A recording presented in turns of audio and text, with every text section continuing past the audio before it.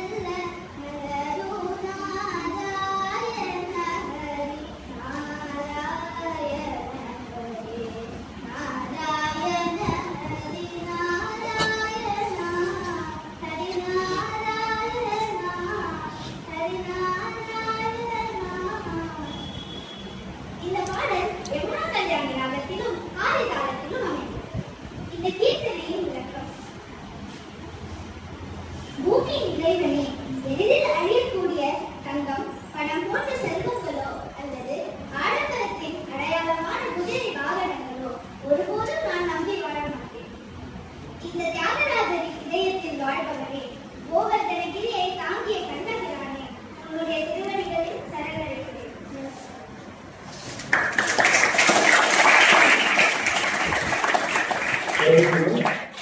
தியாகராஜ சுவாமிகள் என்னும் தலைப்பில் அவருடைய கீர்த்தனைகளை நாம் அனைவருக்கும் சிறப்பான முறையில் எடுத்துரைத்த சகான அவர்களுக்கு மீண்டும் ஒரு முறை கருணையில் இருப்போம்.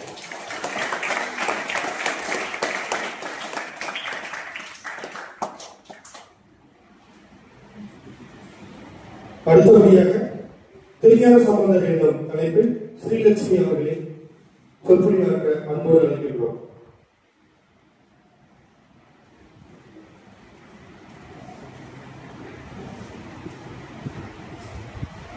திருச்சிற்றம்பலம்.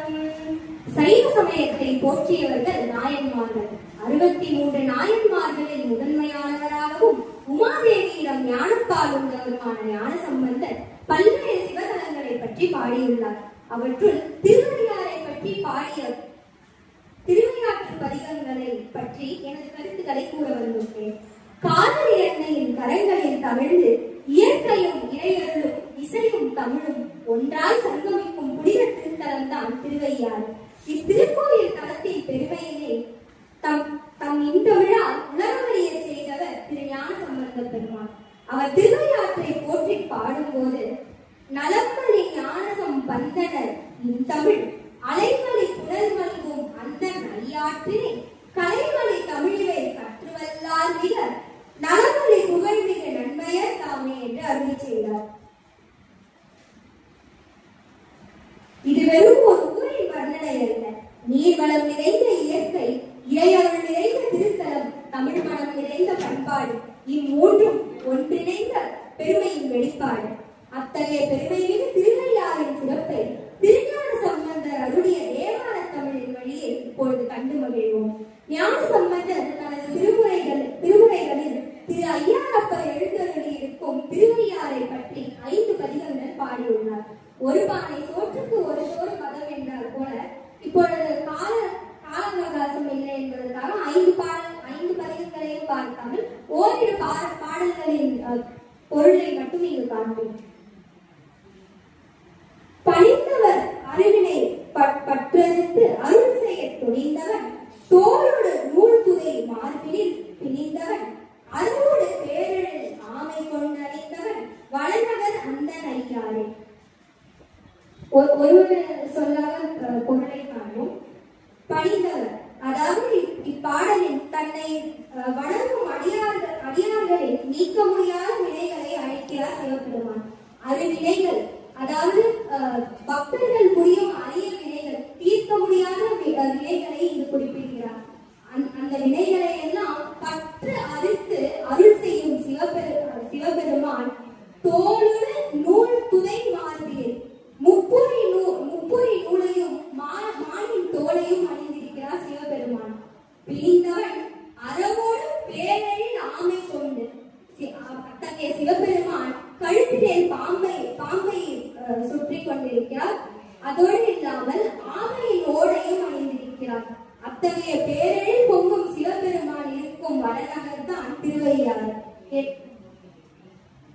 அடுத்த பதிகம். புலனைந்தும் பொறிகலங்கி நெறிமயங்கி அறிவழிந்திட்டு ஐம்பேருந்தி அளமந்த போதாக அஞ்சேல் என்று அருள் செய்வான். அதாவது புலனைந்தும், இந்த புலன் என்பது நம் 5 புலன்களை காட்டுகிறது. கண், வாய், மூக்கு, காது, மெய். இதன் பொருள் என்னவென்றால் மனிதர்களாகிய நாம் நமது 5 புலன்களை அடக்கி ஆள வேண்டும். புலனைந்தும் பொறி கலங்கி, இந்த பொறி என்பது உறுப்பை குறிக்கிறது. பொறி கலங்கி, சில நேரங்களில் நம்முடைய உறுப்புகள் விதி தவறி செல்ல வாய்ப்புகள் உண்டு. மற்றும் நெறி மயங்கி, அந்த உறுப்புகள் செயல்பட வேண்டிய நெறியை தாண்டியும் செல்வதற்கு வாய்ப்பு உண்டு.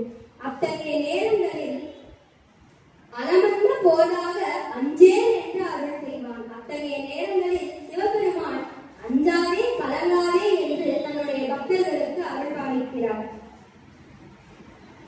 அமரன் கோயில் வலம் வந்த மடவார்கள் நடமாட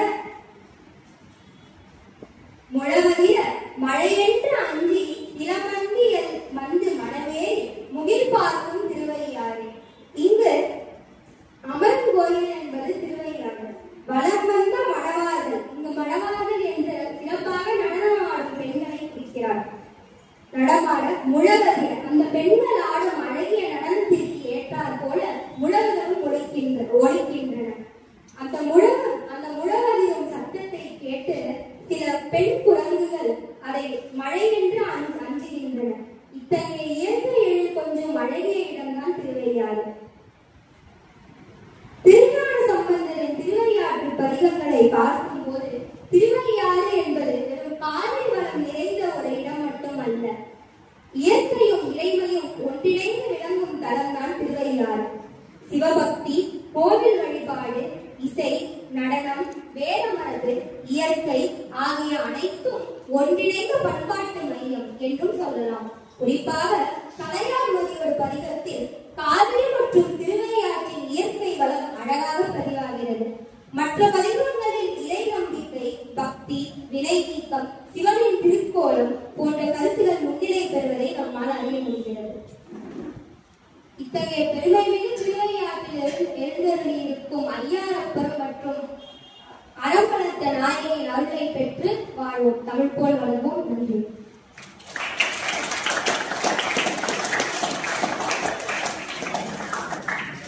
நாம் எவ்வாறு ஐம்புலன்களை அடக்கி வாழ வேண்டும் என்பதையும் அவ்வாறு வாழும்போது நமக்கு கிடைக்கும் நன்மைகள் என்ன என்பதையும் சிறப்பாக விளக்கிய ஸ்ரீலட்சுமி அவர்களுக்கு வாழ்த்துக்கள்.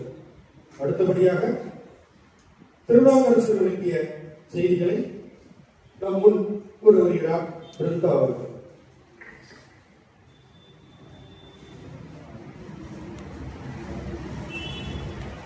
அனைவருக்கும் வணக்கம். என் பெயர் பிருந்தா.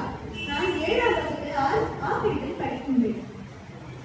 திருநாவுக்கரசரும் திருவையாறு அப்பர் என்று அன்புடன் அழைக்கப்படும் திருநாவுக்கரசர் 63 நாயன்மார்களில் ஒருவரும் சைவ சமயத்தின் மிகப்பெரிய அடியார்களில் ஒருவரும் ஆவார். இவர் கிபி 7ஆம் நூற்றாண்டில் வாழ்ந்தவர். இவரது இயற்பெயர் மருள்கிறார். அப்பர் பெருமான் அருளிய திருவையாறு பதிகத்தில் சிவபெருமானும் உமையம்மையும் திருவையாறில் காட்டிய அருட்காட்சியை கண்டுகளித்து தாம் கண்ட பேரானந்த அனுபவத்தை உலகிற்கு வெளிப்படுத்தும் தெய்வீக பாடலின் முதல் பாடல்தான் இது. மாதரப்பிறை கண்ணியானை மலையாட்டங்களோடு பாடி ஓதொரு நீச்சமந்தி ஏற்றி புகார் அவர் பின்பும்பேன் யாரும் சுகழ்படாமல் ஐயாறு அடைகின்ற போது காதல் மனப்பிடியோடும் கழிவுகளென கண்டேன். கண்டேன் அவர் திருப்பாதும் கண்டு அறியாதன கண்டேன். மலர்களையும் புனிதமான நீரையும் எடுத்துக்கிட்டு சிவபெருமானை வழிபட கோயிலுக்கு போற பக்தர்களை பின்தொடர்ந்து தானும் திருவையாற்றுக்கு போறார். அப்படி போகும்போது யாருடைய காலடி தடவையும் இல்லாத ஒரு இடத்துல தன்னோட துணையான பெண் யானையோட ஒரு ஆண் யானை வர்றதை பார்த்தார். அந்த 2 யானைகளும் அன்போடு சேர்ந்து வர்றதை பார்த்ததும் அவருக்கு சிவபெருமானும் காதல் யானையும் நினைவுக்கு வந்தாங்க. அந்த காட்சியிலேயே சிவபெருமானோட திருவடியை கண்ட மாதிரி அவர் உணர்கிறார். அதனால்தான் அவர் திருப்பாதத்தை கண்டேன், இதுவரைக்கும் நான் அறியாத ஒரு உண்மையை கண்டேன் என்று சொல்கிறார். அதாவது நம்மை சுற்றி இருக்கிற இயற்கை காட்சிகளை கூட இறைவனுடைய அருளையும் இருப்பையும் உணர முடியும் என்பதுதான் இந்த பாடலின் முக்கியமான கருத்து. மொத்தத்தில் இந்த பாடல் மூலமாக இறைவனை கோயிலில் மட்டுமில்லாமல் நம்மை சுற்றி இருக்கும் இயற்கையிலும் உணர முடியும் என்பதை அழகாக எடுத்துச் சொல்கிறார். ஒரு சாதாரண காட்சியை கூட பக்தியோடு பார்த்தால் அதில் இறைவனுடைய அருளையும் அழகையும் நாம் உணர முடியும் என்பதை இந்த பாடல் நமக்கு சொல்லும் சிறப்பான கருத்தாகும். நன்றி.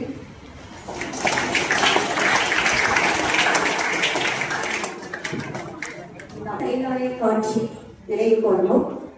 இந்த திருக்கைலாய காட்சி ரொம்ப வயதானவரால் நடந்து கைலாய காட்சியை காண முடியல. ரொம்ப வருத்தப்பட்டுட்டே போகும்பொழுது முனிவர் இடத்துல சிவபெருமானே வந்தார்.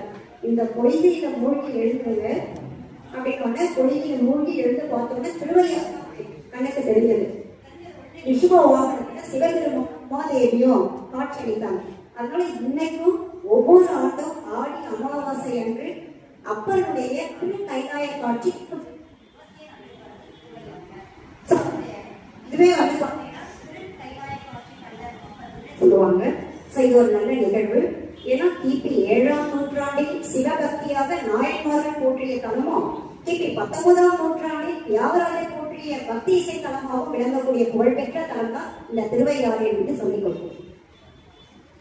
நன்றி. அடுத்தபடியாக மாணிக்க வாசகர் என்ற தலைப்பில் பேச வருகிறார் ஸ்ரீவத்சன்.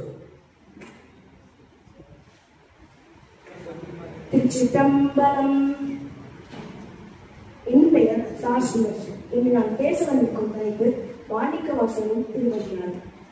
திருவாசகத்திற்கு முருகார் ஒரு வாசகத்திற்கு முருகார் என்பது திருவாசகத்தின் பெருமையை புகழச் செய்யும் வருகிறார்கள்.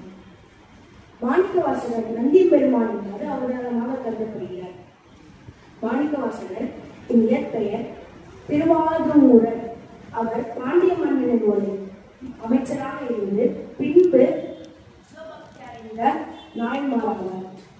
மாணிக்கவாசகர் இயற்றிய திருவாசகம், திருவெம்பாவை, திருப்பள்ளி எழுச்சி, திருவம்மானை எனும் பாடல்கள் மிக புகழ்பெற்றது.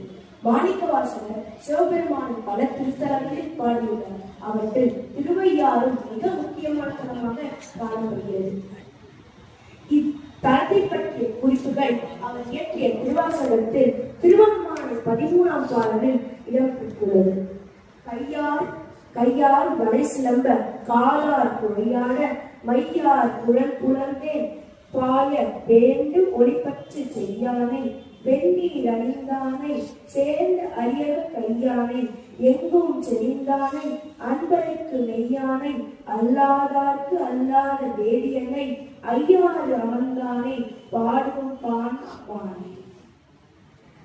இப்பாடலின் பொருள் மாணிக்கவாசகர் திருவையாற்றில் எழுந்தருளியிருக்கும் சிவபெருமானை நோக்கி பாடுகிறார். பாடலின் பொருள் சிவபெருமான் கையில் அணிந்திருக்கும் மனிதர்கள் ஒழிக்க காதலிகள் அசைய கரிய கூந்தலில் வண்டிகள் வந்து தேன் உண்டு ஈங்காரம் விசைக்க வெண்ணிற திருநீர் அணிந்த சிவபெருமான் எங்கும் நிறைந்தவர் என்று மாணிக்கவாசகர் பாடுகிறார். அவர் தம்மை அன்புடன் வணங்கும் அடியார்களுக்கு உண்மையான மெய்ப்பொருளாக காட்சியளிக்கிறார். அவரை அறியாதவர்க்கு அவர் அறியாதாகிற வேதியராக இருக்கிறார். இவ்வாறு காட்சியளிக்கும் ஐயாரப்பன் பொருள் நேயமும் சொல் நேயமும் நிறைந்து பாடல்களால் மாணிக்கவாசகர் போற்றுகிறார். இப்பாடலின் பாடலாளர் மாணிக்கவாசகர் சிவபெருமானின் உண்மையான மெய்ப்பொருளாக விளங்கும் இறைவன் ஐயாரப்பன் உரை தேவியை மனம் நிகழ்ந்து அவரது அழகினாய் வர்ணிக்கிறார். நன்றி.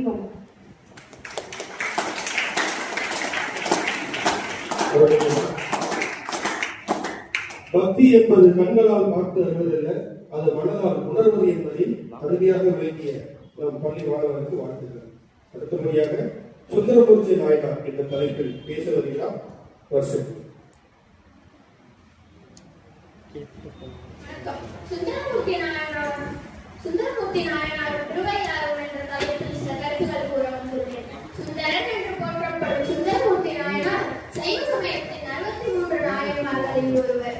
இவர் திருஞான சம்பந்தர், திருநாவுக்கரசர் ஆகியோருடன் இணைந்து தேவாரம் பாடிய மூவர் வரிசையில் சிறப்பிடம் பெற்றவர்.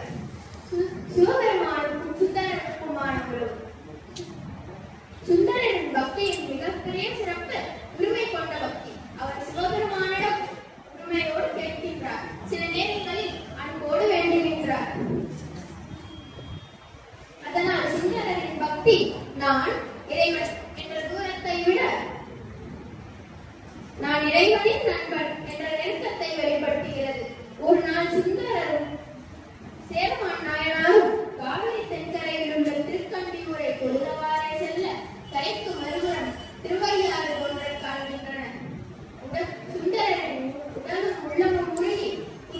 கூப்பிய கையினரால் அத்திசை நோக்கி பொழுது ஐயார் இறைவனை தரிசிக்க விளைகின்றனர். சேர்மன் நாயனாரும் ஐயார் சென்று தரிசிக்க உள்ளம் உருகுகின்றது என்று விண்ணப்பிக்கின்றார். கரையின் இருபுறங்களிலும் காவிரி வேகத்துடன் பெருக்கெடுத்து ஓட ஓடங்களிலும் செல்ல இயலாததே. சுந்தரர் இறைவனை தரிசிக்கும் தவிப்புடன் இந்த பாடலை பாடுகின்றார். பரவும் பரிசொன்றையே நான் பண்டே உமை பயிலாலும் இரவும் பகலும் நினைத்தாலும் எய்த நினைய மாட்டேன் நான் கரவில் அருவி கமுன்ன தங்கம் குறைக்கி கருப்பாலை அரவம் திரு காவிரி கோட்டத்து ஐயாருடைய அடிகளோ. பாடலின் விளக்கம். கரவென்று வருகின்ற நீர் பொறுத்து சமூகக்குடைய விழுந்த தென்னை மரங்களின் குலைகளின் கீழுள்ள கரும் பாறைகளின் ஓசையோடு கூடி ஒலிக்கின்ற அலைகளை உடைய காவிரியின் கரையில் உள்ள திருப்பையற்றை உமதாக கொண்ட அடிகளே, யாம் உம்மை துதிக்கும் முறையை இயற்கையில் சிறிதும் அறியாதவன் ஆதலால் முன்னமே உம்மிடம் வந்து வழிபடா ஒழிந்தேன். இரவும் பகலும் உண்மையே நினைவேன் என்றாலும் மருந்த நினைய மாட்டேன் நான். அக்கணமே மின்னளவு பெருக்கெடுத்து ஓடும் காவிரி என் மேற்புறமானது அப்படியே குறைத்து பளிங்கு போல் நின்றது. கீழ்ப்புற நீரும் விலகி குளிர்ந்த மணல் பரப்பில் வழி ஒன்று தோன்றியது. இதைக் கண்ட சுந்தரனும் அங்கிருந்த திருத்தொண்டர்களும் ஆச்சரியமுற்று கண்களில் கண்ணீரோடு இறைவனை தொழுது நின்றனர். சுந்தரன் இறுதி பெருமை. சுந்தரர் சேரமான் பெருமாள் நாயனாருடன் சேர்ந்து இறைவனை நோக்கி சென்றதாக சைவ மரபில் குறிப்பிடப்படுகிறது. இதனால் சுந்தரரின் வாழ்க்கை இறைவனுடன் ஒன்றிய பக்தி பயணமாக சைவ மரபில் போற்றப்படுகிறது. சுந்தரர் இறைவனை தொழுத அடியார் மட்டுமல்ல, இறைவனையே தன் தோழனாக கொண்ட தம்பிரான் தோழர். நன்றி, வணக்கம்.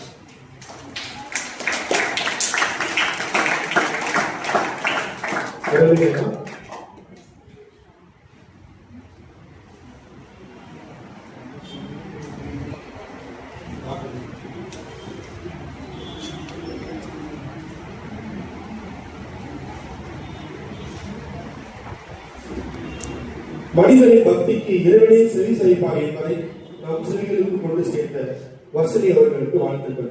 அடுத்தபடியாக வள்ளலார் அவர்களை பற்றி பேச வருகிறார் 9ஆம் வகுப்பு மாணவி தாரணி. வணக்கம், என் பெயர் தாரணி. நான் இப்பொழுது வள்ளலார் மற்றும் திருவையார் பற்றி கூற போகிறேன். வள்ளலார் என்று அழைக்கப்படும் ராமலிங்க அடிகளார் 19ஆம் நூற்றாண்டை சேர்ந்த சிறந்த தமிழ்ஞானி. இவர் அன்பு, இரக்கம், ஜீவகாருண்யம் ஆகியவற்றை மக்களுக்கு எடுத்துரைத்தார். அன்பே கடவுள், ஜீவகாருண்யம் வழிபாடு என்று வாழ்ந்து காட்டியவர் அருட்பெருஞ்சோதி வள்ளலார்.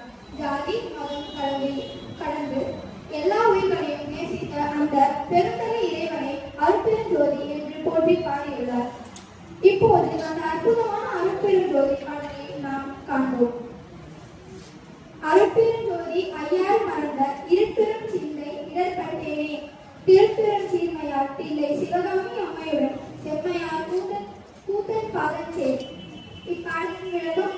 அருட்பெருஞ்சோதியாக விளங்கும் சிவபெருமானின் திருவையாறு களத்தை மறந்து அறியாமை என்னும் இருள் நிறைந்த மனத்தால் நான் துன்புற்றேனே. சிறப்பு மிக்க தில்லை நகரில் வீற்றிருக்கும் சிவகாமி அம்மையுடன் அருள் புரியும் சிவபெருமானின் செம்மையான திருவடிகளை சென்றடை வாழாக என்று மனத்திற்கு அருள்கிறார். இதன் மூலம் நாம் அனைவரும் அன்பு, அருள், ஒழுக்கம், சமத்துவம் மற்றும் சேவை பற்றி பின்பற்ற வேண்டும். நன்றி.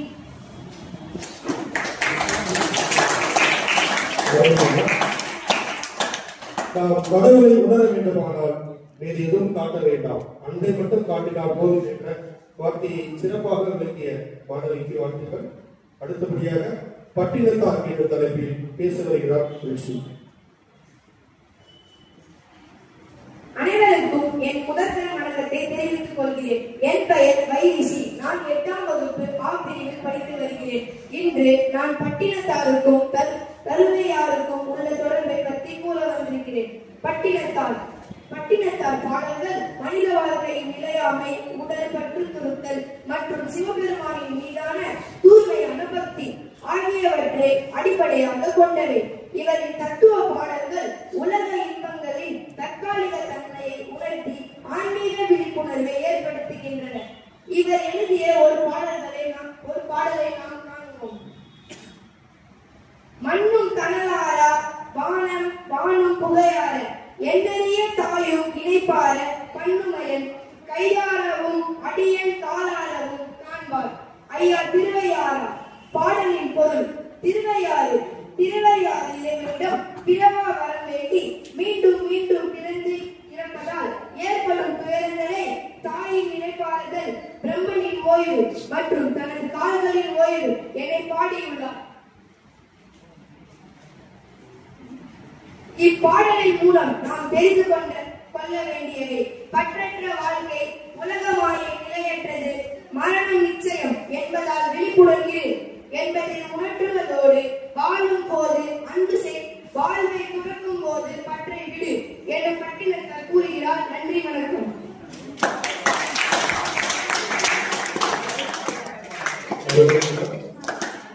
பிறப்பு என்பது வெறும் வாழ்தல் மட்டுமல்ல, அது பக்தியில் மூழ்குவது என்பதை சிறப்பாக விளக்கிய மாணவருக்கு வாழ்த்துக்கள். அடுத்தபடியாக அருணகிரிநாதர் என்ற தலைப்பில் பேச வருகிறார் தாஸ்மிதா.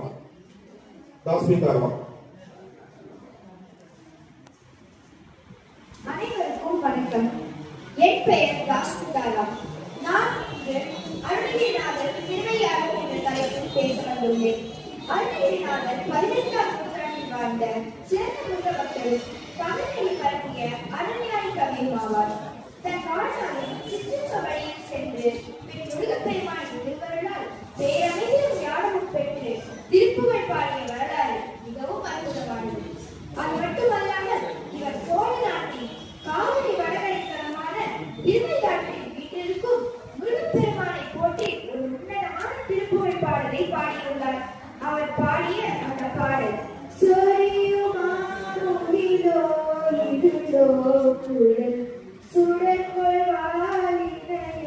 பிணையோ சுரந்தமாரமுதோ குயிலோ மொழி இதழ் கோவை சிவரபூதர நீரிசைவேலவன் திமிர மோகர வீரதி பாகர திருவையாறுரை தேவன் பாகர பெருமாளே என்ற பாடலில் அருணகிரிநாதர் சிற்றின்ப வைபவங்களிலிருந்து விடுபட்டு இறைவனின் திருவடியை அடையும் முக்தி நிலையை வேண்டுகிறார்.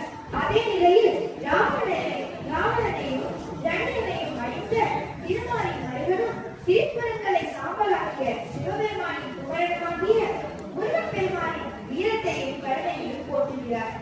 இதில் கிடைக்கும் பண்புகளானது மெய்ஞான தேர்தல், நல்லோர் சேர்க்கை, சமத்துவ பண்பு, சமய நல்லிணக்கமும், கூட்டு வழிபாடு இவற்றை நாம் நிச்சயமாக பின்பற்ற வேண்டும். இவற்றை பின்பற்றுவதன் மூலம் நாம் இறைவனின் நலனை முழுமையாக பெறலாம். வாய்ப்பளித்ததற்கு நன்றி கூறி விடைபெறுகிறேன். நன்றி.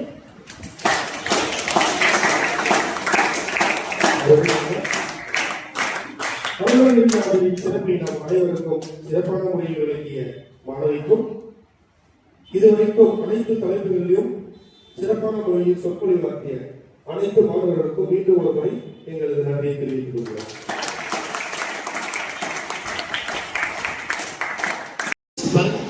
Teachers, students, அனைவருக்கும் என்னுடைய மாலை வணக்கம்.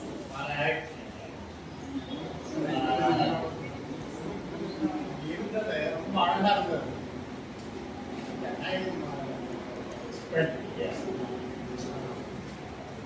ஒவ்வொரு குழந்தையும் ஒரு மாதிரி மழலை சொல்லோட அதை சொல்லும் போது கேட்கறதுக்கு ரொம்ப அழகா இருக்கு. இதுவே பாடல் வடிவில் இருந்தால் இன்னும் நல்லா இருக்கு. இதை பூரா ரெக்கார்ட் பண்ணுவாங்க. இதை இவங்க பேசுறது பூரா ரெக்கார்ட் பண்ணி இந்த அடுத்த பேட்ச் ஆஃப் ஸ்டூடெண்ட்ஸுக்கு அதை பாஸ் ஆன் பண்ணால் இன்னும் நல்லா இருக்கும். இது முத்தமிழ் மன்றம் அப்படின்னு சொல்லி சொன்னாரு. இந்த முத்தமிழ் மன்றத்தினுடைய செயல்கள், ஆக்டிவிட்டிஸ் இதையெல்லாம் பப்ளிஷ் பண்ணால் இன்னும் நல்லா இருக்கும். இதுல எத்தனை பேர் நீங்க திருவாரூர், திருவையார் போயிருக்கீங்களா யாரும்? அதாவது அங்கிருந்து வந்த ஸ்டூடெண்ட்ஸ் யாரும் இருக்கீங்களா?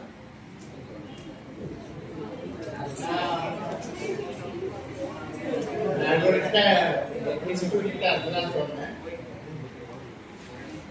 இன்ட்ரெஸ்டட் ஸ்டூடெண்ட்ஸ், விருப்பம் உள்ள மாணவர்கள் கூட ஒரு ட்ரிப்பை கூட்டிகிட்டு போயிடுங்க. நேரடியாக அந்த சிவன் கோயிலை அந்த உற்சவ மூர்த்திகள், அதுக்கு பிறகு நாயன்மார்களுடைய சிலைகள், அந்த அந்த அந்த சூழ்நிலை, நிறைய பேர் அந்த இயற்கை வளத்தை சொன்னாங்க. அந்த இயற்கை வளம் இப்போ இல்லை, எல்லாம் மாறி போயிருக்கு.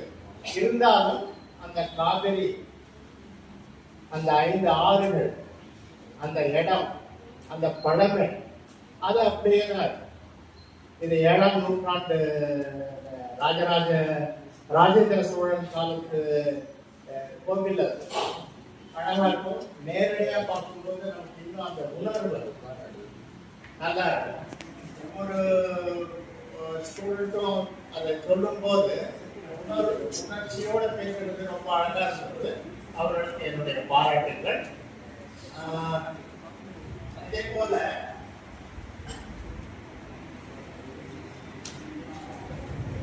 இதை பற்றிய பாடல், அதனுடைய விளக்கம், இதெல்லாம் கூட அந்த ஸ்கூல்ல, இந்திரா நகர் ஸ்கூல்ல இதே மாதிரி போட்டுருக்காங்க.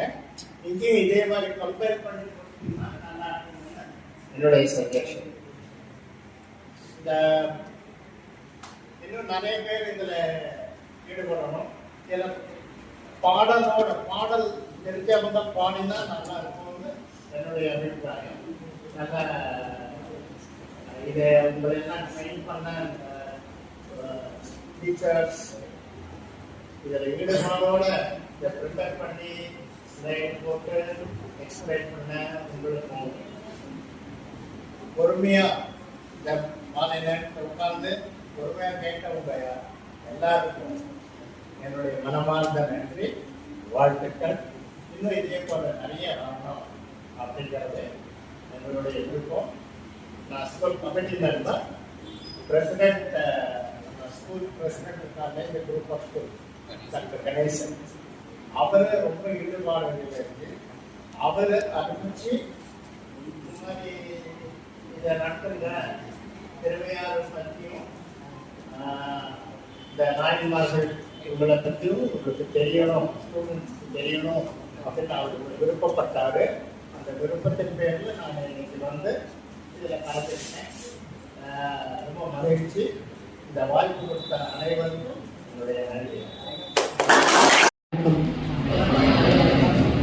So thank you sir for being with us for today's program. இது வந்து சித்ரா மேடம் அந்த ஒரு லைன் விட்டுட்டீங்க, முத்தமிழ் மன்றத்துக்கு கீழே வர ஆக்டிவிட்டி. உங்களுக்குலாம் தெரியும், நம்ம ஸ்கூலில் கணேசன் சார் தான் ஆரம்பித்து வச்சார் முத்தமிழ் மன்றம். இயல் அதில் போட்டிருக்கோம், மேடம் சொல்லி விட்டுட்டாங்க. இயல் இசை ஆரம்பிச்சது தான் முத்தமிழ் மன்றம். ஸோ இந்த ஆக்டிவிட்டி சார் சொன்ன மாதிரி கணேசன் சார் தான் இதை நியூஸ் பேப்பரில் பார்த்துட்டு நம்ம குழந்தைங்களுக்கு திருவையாறு பிரசித்தி பெற்ற ஸ்தலம், நம்ம நிறைய பேருக்கு இங்கேயே தான் இருக்கும், அதை பற்றி அவ்வளோவா தெரியல. இப்போ இந்த மாதிரி ஆக்டிவிட்டிஸ் எடுத்த உடனே தான் நமக்கு இதை பற்றி படிக்கணும், இதை பற்றி இன்னும் தெரிஞ்சுக்கணும். ஆழ்வார்களை பற்றி முதல்ல ஆல்மோஸ்ட் நம்ம எல்லாருக்கும் தெரியும். அதே மாதிரி நாயன்மார்களை பற்றியும் தெரியணும். திருவையாறுல எப்போவுமே சங்கீத கச்சேரி, இசை கச்சேரி நடக்குங்கிறது தெரியும். எதுக்காக நடக்கிறது, எந்த காரணத்துக்காக நடக்கிறதுன்னு நம்ம யாரும் தெரிஞ்சுக்கிறது இல்லை. ஸோ அதுக்காக தான் குழந்தைங்களுக்கு, ஏன்னா இப்போ உள்ள ஜென்ரேஷனுக்கும் எல்லாம் தெரிஞ்சிருக்கணுங்கிற ஒரு ஆசையில தான் சார் இதை அனுப்பிச்சார். அதை அனுப்பிச்சது நாங்கள் இது ஒரு சின்ன ஆக்டிவிட்டி சார். இந்த டைம் வந்து எங்களுக்கு ரொம்ப கம்மியாக இருந்ததுனால இன்னும் கொஞ்சம் நல்லா ப்ரிப்பேர் பண்ண முடியல. Otherwise they would have done well, but still you have done good efforts. அதில் 1, 2, 3 ஸ்டூடெண்ட்ஸுக்கு பாட தெரிஞ்சவங்க தான் சார். ஷீனோஸ் இவங்க எல்லாம் 1-2 பேர் பாட தெரிஞ்சவங்க, மிச்சவங்க எல்லாரும் அந்த சாங்கோட இருந்தால் இன்னும் கொஞ்சம் நல்லா இருந்திருக்கும். It would have been great efforts. So thank you teachers, thank you students for your time and the patient listening. So thank you sir being with us today and your blessings are always for the students. Thank you Mr. Sir, thank you teacher. இது போல இந்த பள்ளியில் ஏன் செய்யும் மாணவர்களுக்கு இதை பற்றி இப்பொழுது சொல்ல வேண்டும் என்று நமக்கு பலவாறு தோன்றும். பொதுவாக பல தமிழ் வல்லுநர்கள் சொல்லும் குறிப்பு, சிலர் நாத்தியர்களாக இருந்தவர்கள் கூட பிற்பாடு சொன்ன குறிப்பு என்னவென்றால், நல்ல தமிழே வாழ்வது பக்தி இலக்கியங்களில் தான்.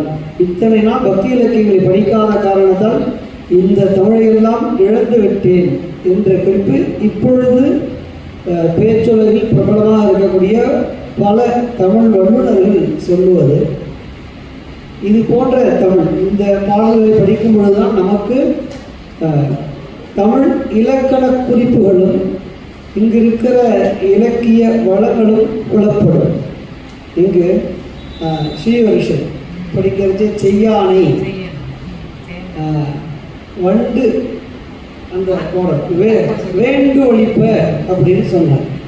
அப்பொழுது பொருள்படும். வேண்டின்று ஒழிக்க வேண்டுவது ஒழிப்பு வேண்டுன்ற அர்த்தமும் வரும். ஆனால் அங்கே இருந்தது வண்டு ஒழிப்ப, அதை சேர்த்து படித்தா வண்டு ஒழிப்ப செய்யானைன்னு படித்தா வண்டு ஒழிக்காத மாதிரி ஆயிடும்னு அர்த்தமாயிடும். அங்கே தனித்தனி பதம் வண்டு ஒழிப்ப செய்யானை, அந்த செய்யானை கூட சொல்லினான். அவன் பொருள் வேறு. திருப்பாவையில் கூட அது மாதிரி உண்டு. விளம்பேலோ ஏலோர் என்பாவை தனியாக பிரிக்கிறதும், அப்போ 7 பேர் தனித்தனி பொருள். உறங்கேலோர் என்பாவாய், உறங்கு ஏலோர் என்பாவாய்னா பொருள் மாறிடும், தூங்குன்னு அர்த்தமாயிடும். உறங்கேல் ஓர் என்பாவாயினும் தனித்தனியாக பிரித்து படிக்கணும். இப்படி நல்ல தமிழ் படிக்கணும்னாலும் அதுக்கும் தமிழ் பக்தி இலக்கியங்கள் பெரிய சுமையாக ஊன்றுகோலாக இருக்கும். அதற்காகவாவது நாம் இது போன்ற பக்தி இலக்கியங்களை படிப்பதில் ஆர்வம் காட்ட வேண்டும். வெறுமனே தமிழ் படிக்கிறோம்னு இல்லாமல் ஆழமாக தூய தமிழில் நற்சொல்களை கண்டறிதல், அது இந்த இலக்கியங்களில் பெருவாறு உண்டு. கம்பராமாயணம், புறநானூறு இது போன்ற செயல்களில் ரொம்ப சின்ன வயசுலேருந்து நீங்கள் படித்த பாடல்களே இருக்கும். ஆனால் அதில் ஆழமாக நம்ம யோசிச்சிருக்கவே மாட்டோம். தாய்மானவர் பாடலில் வானாகி மண்ணாகி வழியாகி ஒளியாகி படிச்சிருக்கீங்க எல்லாருக்கும்? இருக்காது? இல்லை, இவங்களுக்கு படிச்சிருக்காங்க. பல வந்ததில்லை செய்யல. அதில் முன்னால் இருந்தார் வானாகி மண்ணாகினா ஏன் ரெண்டையும் அவர் கனெக்ட் பண்ணியிருக்கார். வான் மிக உயர்ந்து எல்லையற்று இருக்கும், மண் ஆழமாக மிக நீண்டு செல்லக்கூடியது. அதே மாதிரி வழி, காற்று ரொம்ப பவர் வேகமாக இருக்கக்கூடியது. ஒளிக்கு பவர் இல்லை, ஆனால் டிராவல் பண்ணுறோம் ரொம்ப தூரம், பறந்து விரித்து எல்லா இடத்துலையும் இருக்கும். அதை ரொம்ப அறிவியல் நுணுக்கமாக 2 எதிரெதிரான விசை கொண்ட விஷயங்களை ஒன்றிணைத்து இதெல்லாம் சேர்ந்தது கடவுள் என்று வர்ணித்திருப்பார். அதுபோல நமக்கு இன்னும் சற்று ஆழமாக யோசிக்கக்கூடிய நல்ல எண்ணங்களை விழுறச் செய்யக்கூடிய பாடல்களும் நுணுக்கங்களும் தமிழ் செயல்களில் நிரம்ப உண்டு. அதை நாம் அனுபவிக்க வேண்டுமென்றால் தமிழ் செயல்களையும் இன்னும் இலக்கியங்களையும் படிக்கும் வாய்ப்புகள் நமக்கு கையாகப்பட வேண்டும். அதை போன்ற வாய்ப்புகளை உங்களுக்கு ஏற்படுத்துவதில் தான் இது போன்ற கருத்தரங்கங்களின் நோக்கங்கள். அது சரியாக பயன்படுத்தி முன்னேறுமாறு வேண்டிக்கிறேன். நன்றி.